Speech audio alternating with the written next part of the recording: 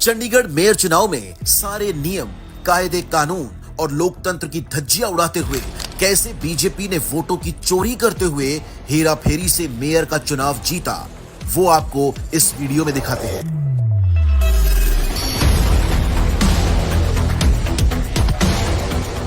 सबसे पहले आपको बताते हैं कि इस चुनाव में केंद्र की बीजेपी सरकार ने जिस व्यक्ति को चुनाव का पीठासीन अधिकारी बनाया था, उनका परिचय क्या है।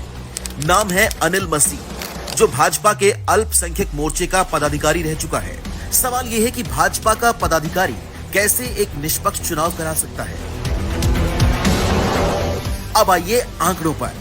चंडीगढ़ मेयर चुनाव में बीजेपी के पास है 14 पार्षद, एक अकाली दल का और एक चंडीगढ़ से भाजपा की सांसद। भाजपा के कुल वोट थे सिर्फ 16।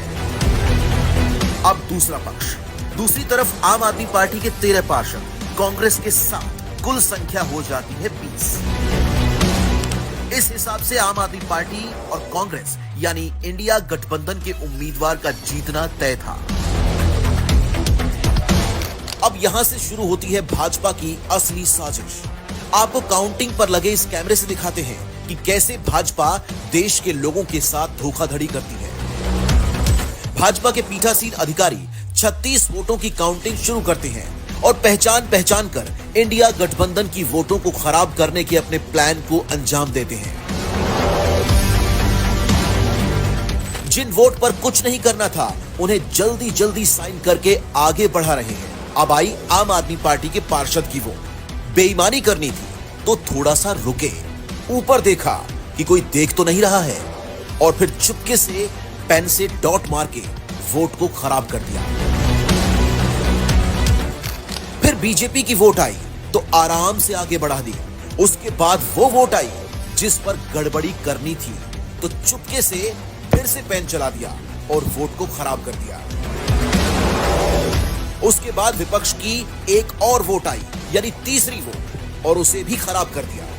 फिर चौथी वोट खराब की, फिर पांचवी वोट खराब की, उसके बाद छठी, फिर 7वीं और ये 8वीं।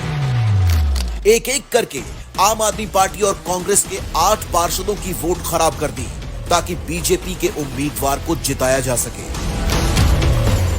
बीजेपी को जिताने के लिए पीठासीन अधिकारी इतना जल्दी में थे कि बीजेपी के उम्मीदवार को वहीं बराबर में ही खड़ा किया हुआ था और तुरंत उनको बुलाकर कुर्सी पर बिठा दिया। लोकतंत्र और संवैधानिक मूल्यों का खुलेआम चीरहरण किया गया। क्या मोदी जी इस तरह चुनाव जीतते हैं? चंडीगढ़ में तो कैमरे पर पकड़े गए, पर देश भर में न जाने अभी तक ये लोग कितने चुनाव ऐसे धोखाधड़ी करके जीते हैं।